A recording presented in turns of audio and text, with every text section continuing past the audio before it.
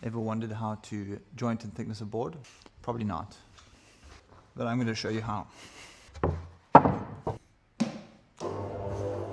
Put these on.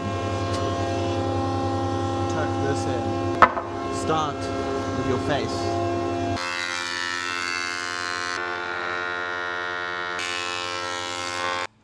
Once you got your first face, then you can do your first edge.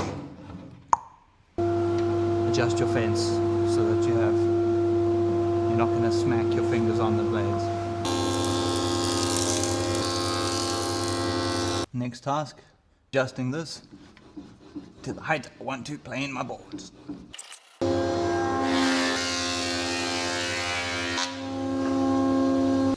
And there you go. All you need is about 70,000 rands worth of tools, and you too can have a perfectly flat, straight board.